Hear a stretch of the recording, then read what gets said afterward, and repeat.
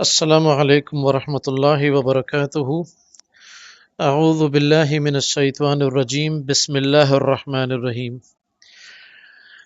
الحمدللہ، ہم نے اپنے پچھلے لیکچر میں سورۃ الفاتحہ کے حوالے سے کچھ تعارفی باتیں کی تھیں، اور آج ہم سورۃ الفاتحہ کی تفسیر کا ہم باقاعدہ آغاز کریں گے۔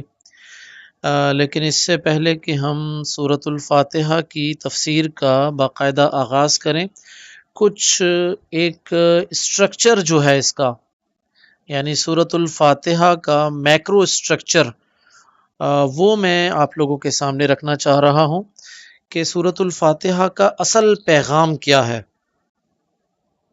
آپ لوگوں نے اپنی کلاس 9th اور 10th میں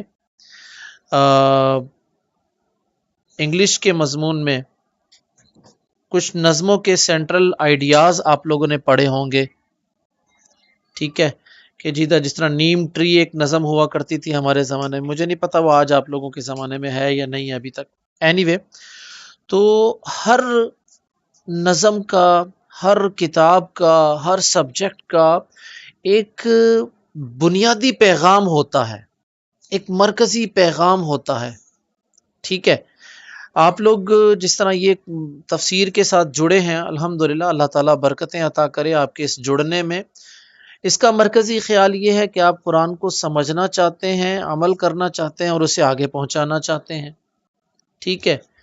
اسی طرح ہر کتاب کا ایک پیغام ہوتا ہے۔ قرآن مجید کا پیغام کیا ہے؟ ہدن للمتقین، یہ قرآن جو ہے یہ اہل تقوی کے لیے ہدایت کا باعث ہے۔ اسی طرح سورۃ الفاتحہ کا بھی ایک مرکزی پیغام ہمارے پاس موجود ہے، تو ہم اس مرکزی پیغام پر سب سے پہلے بات کریں گے۔ سورہ فاتحہ کا جو مرکزی پیغام ہے وہ اس آیت میں موجود ہے جو آپ کی اسکرین پر نظر آ رہی ہے۔ اہدنا الصراط المستقیم، صراط مستقیم کہتے ہیں، اردو میں ہم کہیں گے سیدھا راستہ،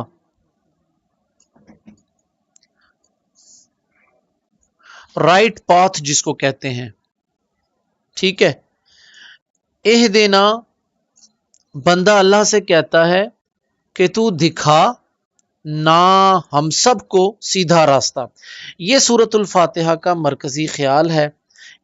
جیسا کہ میں نے آپ لوگوں کو اپنے سابقہ گفتگو میں بتایا تھا کہ سورۃ الفاتحہ کو میں سورہ دعا کہتا ہوں، سورۃ الدعا، یعنی یہ سورت دراصل دعا ہے۔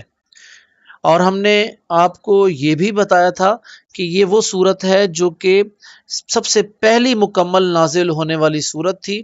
ابتدائی دور میں اس سورت کا نازل کیا جانا، اس کا مطلب یہ تھا کہ اللہ تعالی حبیب کائنات، محبوب کائنات صلی اللہ علیہ وسلم کو یہ ایک زاد راہ کے طور پر ایک بڑے قیمتی نسخہ جو تھا نا وہ عطا کرنا چاہتے تھے، اور وہ سورۃ الفاتحہ کی صورت میں وہ نسخہ عطا کیا گیا، اور وہ کیا ہے؟ دعا۔ اور اب یہی وجہ ہے کہ آپ دیکھ لیجئے کہ آپ صلی اللہ علیہ وسلم سے زندگی کے ہر مرحلے میں دعا ملتی ہے، چھوٹے سے چھوٹے مرحلہ، بڑے سے بڑے مرحلے تک، ہر مرحلے پر اللہ کے نبی صلی اللہ علیہ وسلم سے ہمیں دعا ملتی ہے، ٹھیک ہے۔ تو ہمیں سمجھ میں یہ بات آئی کہ دعا کے بغیر مسلمان کی زندگی کا تصور ہی نہیں کیا جا سکتا، یعنی وہ مسلمان جس کو دعا کرنا نہیں آتی، ہم اس کی زندگی پر حیران ہو سکتے ہیں۔ میں نے آپ کو یہ بھی بتایا تھا کہ امام ترمذی رحمہ اللہ نے اپنی حدیث کی کتاب میں ایک چیپٹر کا ٹاپک یہ رکھا ہے کہ اللہ سے اگر نہ مانگا جائے، اللہ سے دعا نہ کی جائے تو اللہ تعالیٰ ناراض ہو جاتے ہیں، ٹھیک ہے۔ اور اس کے علاوہ آپ لوگوں کے پاس دعاؤں کی مختلف کتابیں ہوں گی، ٹھیک ہے۔ آپ لوگ اپنے مشائخ اور اپنے علماء کی جو دعاؤں کی کتابیں ہیں اس سے آپ لوگوں کو اس بات کا اندازہ بھی ہوتا ہوگا کہ اللہ کے نبی صلی اللہ علیہ وسلم نے صبح آنکھ کھلنے سے لے کر اور رات آنکھ بند ہونے تک ایک مسلمان کی زندگی کے ہر مرحلے پر اس کو یہ سبق سکھایا کہ دعا کے ذریعے اللہ کے ساتھ جڑ جاؤ. چونکہ دعا عبادت ہے، لہٰذا اس کے ذریعے ایک مسلمان اپنی زندگی کے مختلف معاملات میں آسانیاں حاصل کرتا ہے، اللہ کی مدد حاصل کرتا ہے. تو یہ مرکزی خیال ہے سورۃ الفاتحہ کا. سورۃ الفاتحہ کو بنیادی طور پر ہم تقریباً یوں سمجھیں کہ 4 حصوں میں تقسیم کرتے ہیں. پہلا جو حصہ ہے وہ آیت نمبر، یہ میں آپ کے سامنے ایک نقشہ بنا رہا ہوں، آیت نمبر 1 تا 4.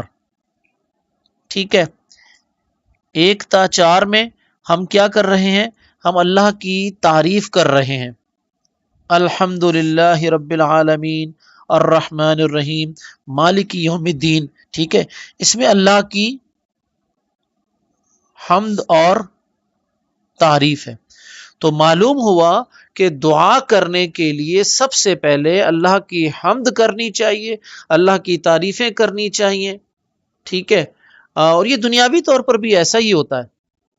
آپ جب بھائی میں چلیں دنیاوی طور پر میں آپ کو ایک قریب ترین مثال دیتا ہوں. بھائی مجھے نا اپنی امی سے جب کوئی فرمائش کرنی ہوتی تھی نا تو میں اپنی امی کے ساتھ بڑے لاڈ پیار کرتا تھا. تو میری والدہ سمجھ جاتی تھی تجھے کوئی کام ہوگا. حالانکہ ویسے بھی ہم لاڈ پیار تو کرتے ہیں، آپ لوگ بھی اپنی ماں کے ساتھ کرتے ہیں، ابو کے ساتھ کرتے ہیں. ٹھیک ہے نا. تو سمجھنے کی ضرورت یہ ہے کہ ہم دنیاوی طور پر بھی جب ہم اللہ تعالیٰ اب دنیاوی طور پر اپنے کوئی کام کرنا چاہتے ہیں تو ہم اس کی تعریف کرتے ہیں، ابو سے، امی سے، بھائی سے، جس کے ساتھ ہماری فرمائش کا کوئی لنک ہوتا ہے. یہ ایک فطری کام ہے، فطری ایک طرز عمل ہے. تو اللہ تعالیٰ سے جب ہم فرمائش کریں گے، کوئی چیز مانگیں گے، تو وہاں بھی ہمیں اس بات کی ضرورت ہوگی کہ ہم اللہ کی تعریف کریں، اللہ کی حمد بیان کریں. ٹھیک ہے، اب وہ اللہ کی حمد کیسے بیان کی وہ ابھی ہم اس پر بات کرتے ہیں. نمبر 2، یہ ہو گیا پہلا حصہ. نمبر 2 میں اچھا جی دوسرے پیراگراف میں صرف آیت نمبر 5 ہے. آیت نمبر 5 ہے کہ اس میں بندہ جو ہے نا یہ بات جتاتا ہے کہ اللہ میں تیرا ہوں. بھائی جس کی تعریف کی گئی، جس کی حمد بیان کی گئی، اب یہ بتایا جا رہا ہے کہ میں تیرا ہوں. بھائی دنیا میں بھی تو ہم کسی کے ساتھ جب محبت کرتے ہیں کسی سے تو اس کو اپنی محبت کا اظہار تو کرتے ہیں نا. ٹھیک ہے، ہم اپنے بچوں کے ساتھ اپنے اظہار کرتے ہیں، اپنے بیٹوں کے ساتھ، اپنی بیٹیوں کے ساتھ، بہنوں کے ساتھ، والدین کے ساتھ محبت کا اظہار کرتے ہیں جہاں ہمیں جائز اظہار کی اجازت ہے. ٹھیک ہے، یہ جو ہمارے ایک لفظ ہم استعمال کرتے ہیں نا جس طرح لو یو، تو آپ جائز مقام پر اس کو استعمال کریں، امی کو کہیں، ابو کو کہیں، بھائی کو کہیں، بہنوں کو کہیں. ٹھیک ہے، نانا نانی، دادا دادی، اللہ کو کہیں، اللہ تعالیٰ سے کہیں اللہ مجھے تجھ سے محبت ہے. اللہ کے نبی صلی اللہ علیہ وسلم سے ہمیں محبت ہے، صحابہ سے ہمیں محبت ہے، ہمیں اپنے بزرگوں سے محبت ہے. ٹھیک ہے، تو آیت نمبر 5 میں اللہ تعالیٰ آداب دعا سکھاتے ہوئے کیا کہہ رہے ہیں؟ پہلے اللہ کی تعریف بیان کرو، پھر اللہ کو اپنا ہونا بتاؤ. یہ بتاؤ کہ اللہ میں تیرا ہوں، تجھ سے بڑی محبت کرتا ہوں یا کرتی ہوں، اللہ تو میرا محبوب ہے. ٹھیک ہے، یہ اپنا آپ جو ہے نا اظہار، اپنی محبت کا اظہار کرنا، اس کو جتانا اللہ کے سامنے، یہ بڑا خوبصورت عمل ہے یہ چیز. ٹھیک ہے، یہ ہمارے پاس آ گیا آیت نمبر، یہ دوسرا مطلب حصہ. تیسرا حصہ ہمارے پاس آ گیا آیت نمبر 6 جو اصل دعا ہے. ٹھیک ہے، یہ جو اصل دعا اہدنا الصراط المستقیم جو کی، یہ اصل دعا آ گئی. تو پہلے مرحلے میں کیا ہے؟ اللہ کی تعریف کریں، دوسرے مرحلے میں اللہ کو اپنا ہونا بتائیے، تیسرے مرحلے پر اصل دعا کیجئے. اور چوتھا جو ہے سورہ فاتحہ کا چوتھا حصہ کیا ہے؟ یہ آیت نمبر 7. اس میں کیا ہے؟ اس میں وضاحت دعا کی، دعا کی وضاحت کی ہے کہ اللہ سیدھا راستہ دکھا. ٹھیک ہے، سیدھا راستہ. اب سیدھے راستے کی کچھ وضاحت آگے کر دی گئی جو وضاحت ہم آپ کو لوگوں کو ابھی انشاءاللہ العزیز آگے اس کا ذکر کرتے ہیں ابھی. ٹھیک ہے، تو یہ سورۃ الفاتحہ کا بنیادی طور پر ایک اسٹرکچر اپنے ذہن میں رکھ لیجئے. ہم نے جتنی بھی صورتیں پڑھنی ہیں، ہر صورت کے آغاز میں پہلے اس صورت کا ہم اسٹرکچر ضرور پڑھیں گے. اس صورت میں جتنے موضوعات بیان کیے گئے ان کا ہم اس پر ضرور بات کریں گے، تاکہ ہمیں ان موضوعات کو، اس صورت کو سمجھنے میں ہمیں آسانی ہو جائے. ٹھیک ہے، تو یہ ہمارے پاس ایک بیسک اسٹرکچر ہے سورۃ الفاتحہ کا.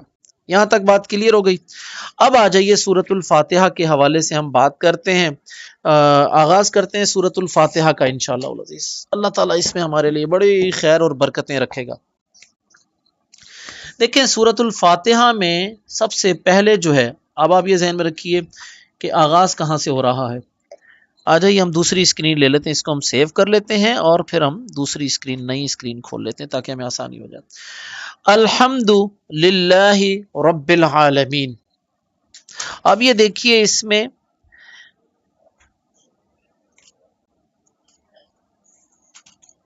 ٹھیک ہے، یہ الحمد میں الف لام پراپر ناؤن کا ہے. آپ لوگوں نے انگلش گرامر میں سیکھا پڑھا ہوگا، پراپر ناؤن کسی خاص کیفیت کے لیے استعمال ہوتا ہے، کامن ناؤن عام چیزوں کے لیے استعمال ہوتا ہے. الحمد یہ اس کا مطلب ہے تمام، حمد کا مطلب تعریف. الحمد تمام تعریف، للہ یہ دو لفظوں کا مجموعہ، ایک لام اور دوسرا اللہ. لام کا مطلب ہوتا ہے فار، کے لیے. اللہ کا مطلب اللہ. تو کیا ترجمہ بنا؟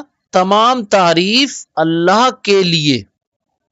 ٹھیک ہے، تمام تعریف اللہ کے لیے. ہم اس میں تعریفات نہیں کریں گے، ترجمہ اس کا ہم اس کا ترجمہ تعریفات نہیں کریں گے، اس لیے کہ حمد جو ہے یہاں پر مفرد استعمال ہو رہا ہے، تو ہم یہی کہیں گے تمام تعریف.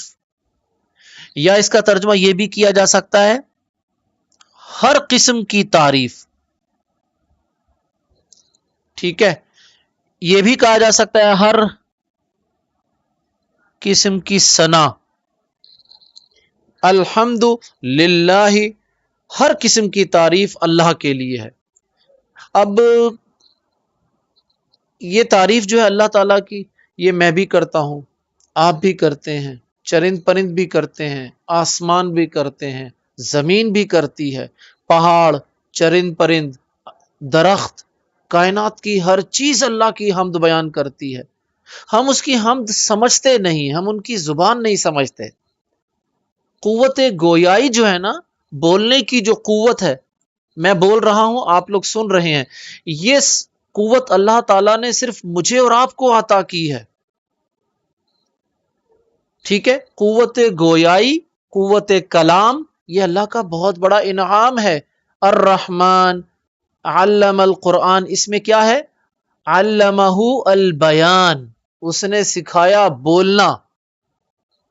تو میں اور آپ جو اللہ کی حمد بیان کرتے ہیں، وہ ہم کس طرح کرتے ہیں؟ سبحان اللہ، اللہ اکبر، الحمد للہ، لا الہ الا اللہ. مختلف جو اذکار ہمیں، جو دعائیں ہمیں یاد ہوتی ہیں، ہم کرتے رہتے ہیں وہ. تو الحمد میں دو باتیں ہیں جو ہمارے لیے. نمبر ایک، ہمیں اس بات کا علم ہونا چاہیے کہ ہر قسم کی سب سے زیادہ جو خوبصورت اور بہترین تعریف کے کلمات ہیں، وہ سب اللہ کے لیے ہوتے ہیں. اللہ سے زیادہ خوبصورت کوئی نہیں، اللہ سے زیادہ اچھا کوئی نہیں، اللہ سے زیادہ پیارا اس کائنات میں کوئی نہیں ہے.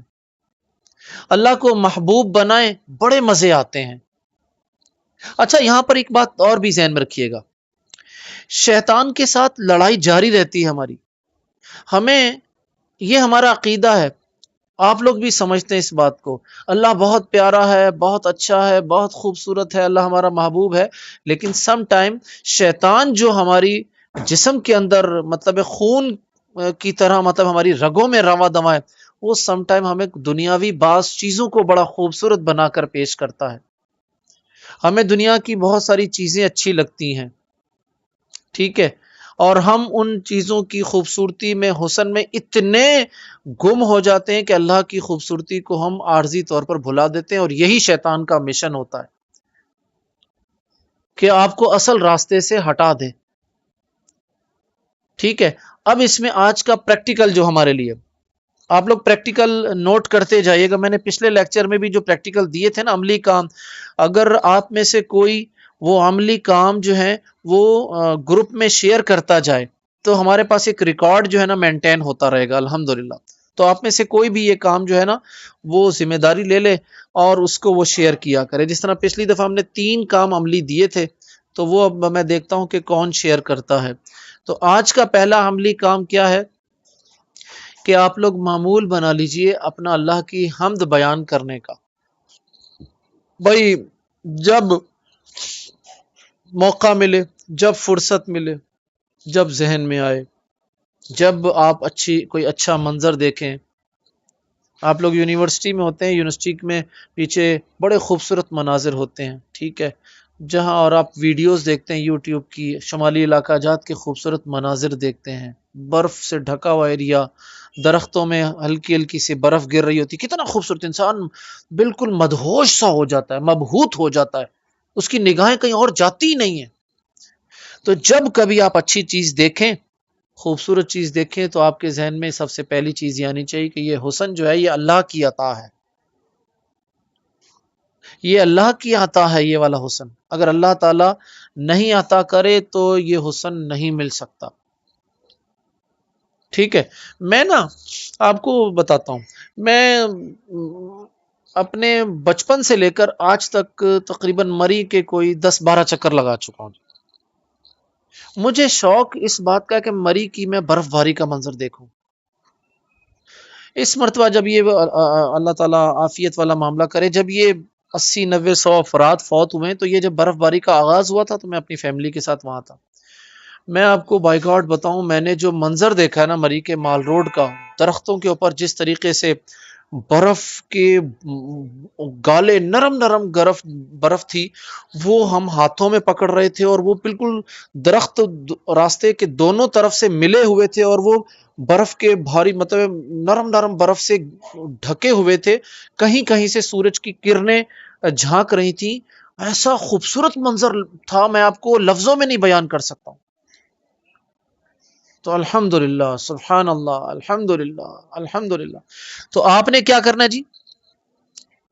عملی کام جو ہے اپنی زندگی کا ایک معمول بنا لیں. اللہ سے دعا کریں نہ کریں، موقع ہو یا نہ ہو، لیکن اللہ کی حمد بیان کرنے کے لیے سبحان اللہ، اللہ اکبر، الحمدللہ، ماشاء اللہ، ٹھیک ہے، یہ ضرور کیا کریں. بچے نہیں ہوتے گھر میں، بچے بڑے کیوٹ ہوتے ہیں نا، بڑی کیوٹ، بڑی پیاری قسم کی حرکتیں کرتے ہیں. وہ جو 1 سال 1.5 سال 2 سال 2.5 سال بولتے ہیں تو اتنے پیارے اتنا پیار آتا ہے ان بچوں پر. ایسا ہوتا ہے.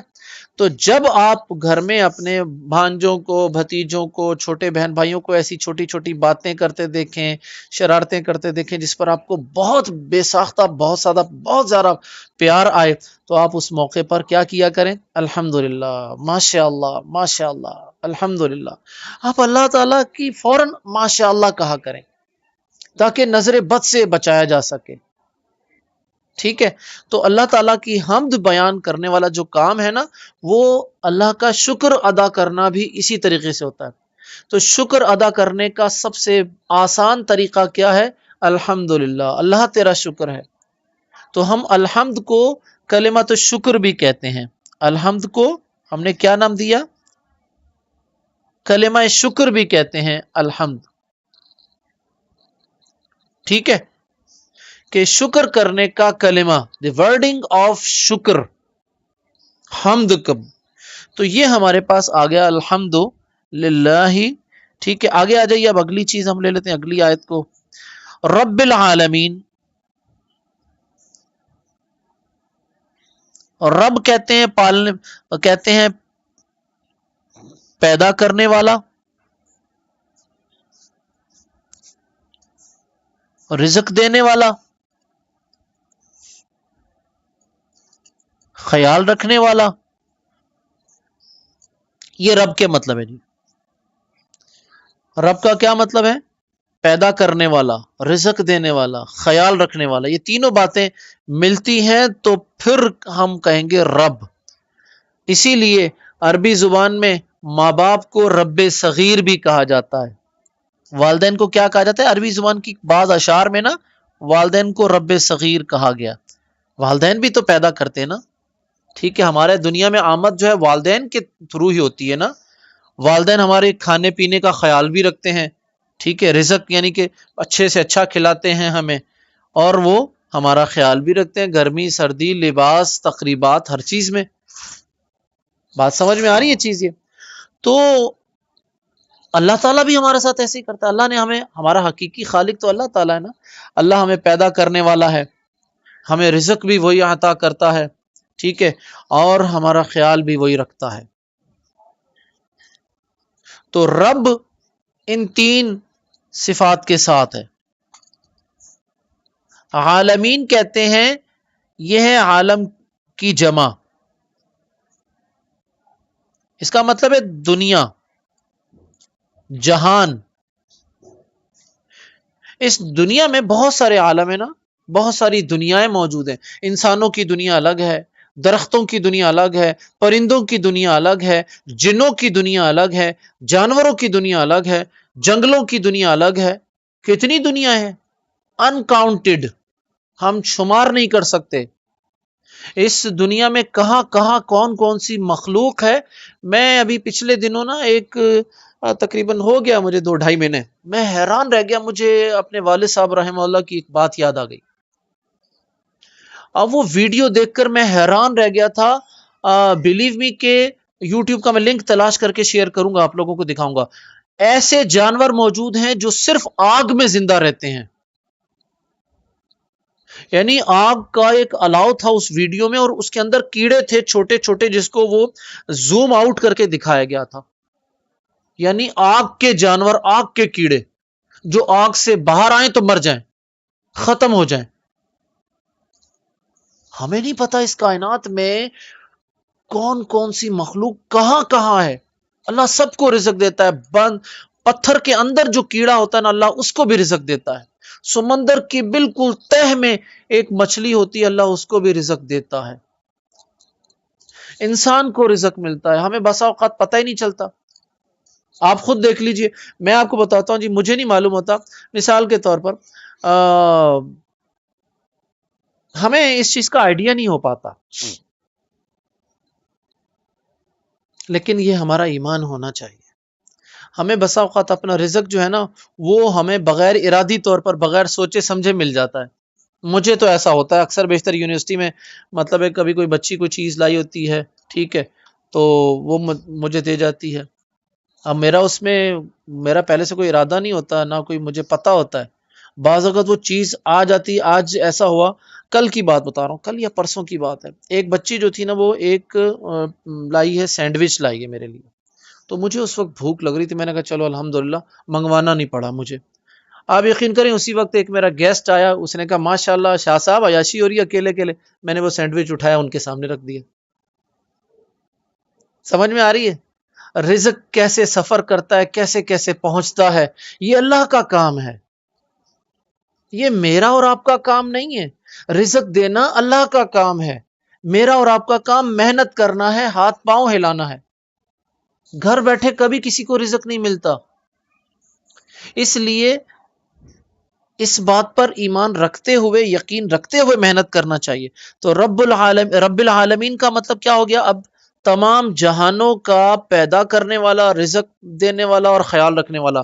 تو اس پوری آیت کا ترجمہ کیا بنا؟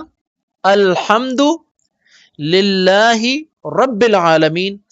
تمام تعریف اللہ کے لیے جو تمام جہانوں کا رب ہے. ٹھیک ہے. اب اس کا ترجمہ جو بعض اوقات آپ لوگوں کے پاس ہو سکتا ہے، یہ کہیں آپ لوگوں میں سے کسی کے پاس رب کا ترجمہ پالنے والا لکھا ہوگا، کسی کے پاس جو قرآن ہوگا اس میں پالن ہار ہوگا، مختلف ترجمہ ہوگا. لیکن میں آپ لوگوں سے شروع میں ایک بات کی تھی کہ ہم نے ایک کوشش کرنی ہے کہ ہم اپنا کلچرل جو انوائرمنٹ ہے اس میں قرآن مجید کے کلمات کو ہم زیادہ سے زیادہ استعمال کرنے والا کام کریں گے. تو ہم رب کا ترجمہ رب ہی کریں گے. ہم کیا کہیں گے کہ تمام تعریف اللہ کے لیے جو تمام جہانوں کا رب ہے. ہم یہ نہیں کہیں گے تمام جہانوں کا پالنے والا ہے، پالنہار ہے، کیونکہ اس میں مطلب پورا تو نہیں آ رہا نا، پیدا کرنے والا مفہوم اور خیال رکھنے والا تو مفہوم آتا ہی نہیں ہے اس میں. تو پہلی آیت ہمارے پاس آ گئی الحمدللہ رب العالمین. دوسری اس کو ہم سیو کر لیتے ہیں، الرحمن الرحیم. یہ اللہ تعالی کی پہلی صفت کیا آ گئی تھی ہمارے پاس؟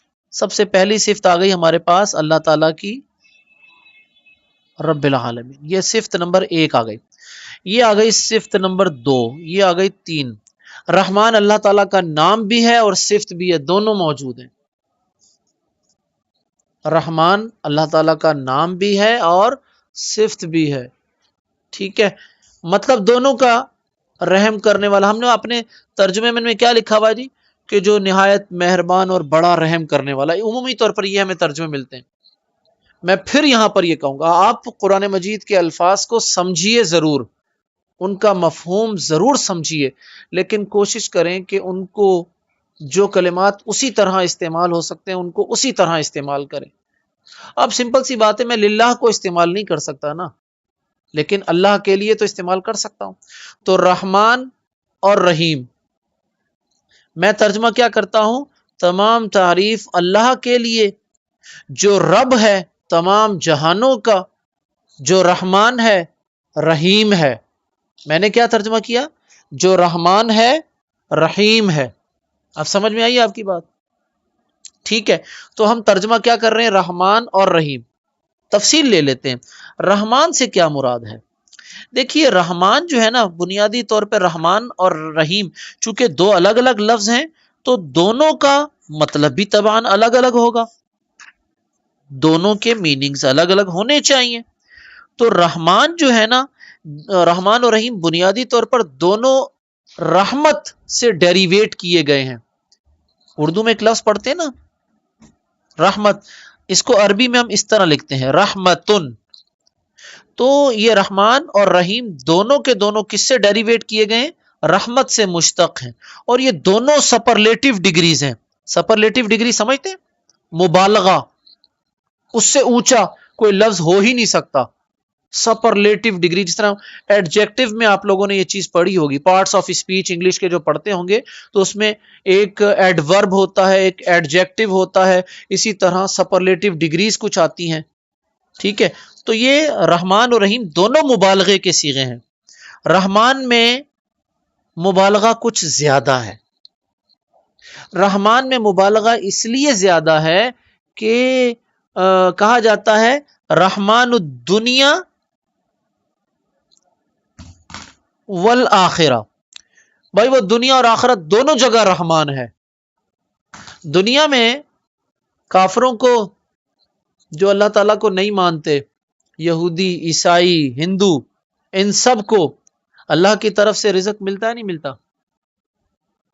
گاڑی، بینک بیلنس، عیاشیاں، سب کچھ ہے. یہ اللہ تعالیٰ رحمان ہے. جو اس کو نہیں مانتا اللہ اس کو بھی دے رہا ہے.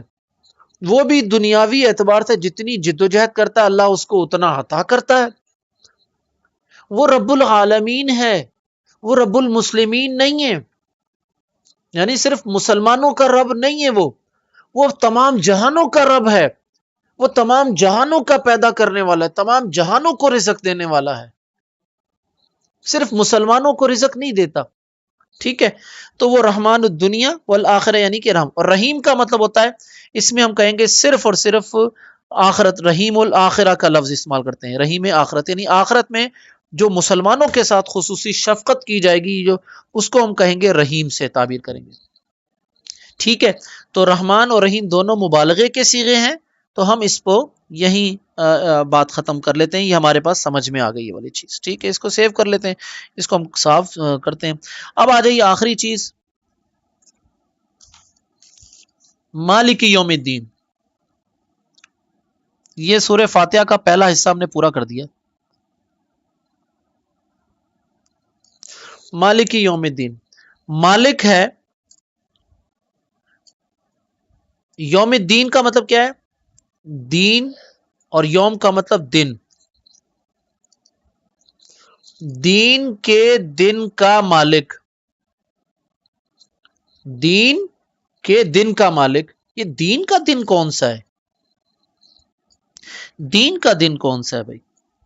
بھائی دین کا دن جو ہوتا ہے نا وہ آخرت والا دن ہوتا ہے، جس دن سارا حساب کتاب ہوگا، جس دن اور حساب مطلب مخلوقات سب اللہ کے سامنے ہوں گی. قیامت کا دن، تمام اعمال کا بدلہ جس دن ملے گا، اچھے اعمال کا اچھا بدلہ، برے اعمال کا برا بدلہ، اللہ یہ کہ اللہ تعالیٰ معاف کر دے، اور ہم اللہ تعالیٰ سے معافی طلب کرتے ہیں اپنی گناہوں کی، اپنی غلطیوں کی. تو یوم الدین کا مطلب کیا ہے؟ قیامت کا دن. ٹھیک ہے، اب آپ دیکھیے ذرا غور کیجئے گا، بات شروع ہوئی تھی الحمد دنیا سے، اور کہاں ختم ہوئی؟ آخرت تک جا پہنچی. یعنی اللہ تعالی دنیا میں بھی حمد اس کی ہے، اور آخرت میں بھی وہی مالک ہے.